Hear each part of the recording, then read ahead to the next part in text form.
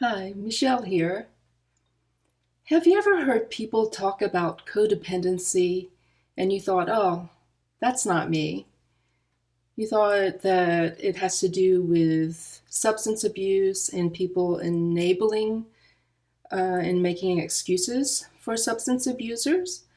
But codependency goes beyond that. It's a matter of faulty boundaries where you become wrapped up in your relationship with another person and begin sacrificing yourself and making excuses for the other person and uh, filtering yourself so as to accommodate the other person to where there's a form of enmeshment and codependence. And this can happen in very subtle ways that people aren't even aware of. They could be raised in environments where this is considered normal behavior and they carry this on into adulthood.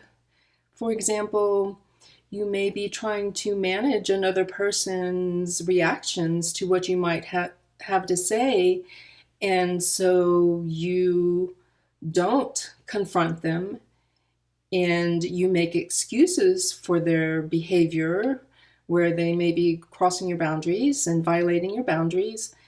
And you say, oh, well, they can't help it. They had a bad upbringing. They're trying, they're doing the best they can. But in the meantime, you're walking on eggshells and you're avoiding topics that you think might set them off. And you're trying to keep the peace by sacrificing your boundaries and allowing bad behaviors to continue because every time you've tried to address them, it's only made things worse. They've behaved even more badly.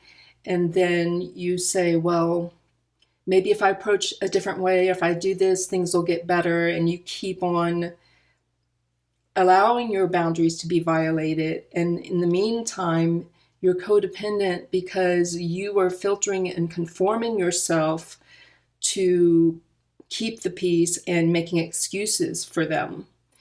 And that can be emotional boundaries too. It's not just the behavior or actions of people, it's also the way they are emotionally, the way they are being around you. They can be threatening and angry all the time, and that is not healthy to be around either. So codependency is not just to do with substance abuse and enabling behaviors. It's to do with the balance of your relationship, and if you are bending and pretzeling yourself into ways that will keep the peace and that will avoid drama with the other person. So I hope that helps you understand a little bit about codependency, that it is quite prevalent and we're not even aware of it most of the time. So thank you for watching, and I'll see you next time.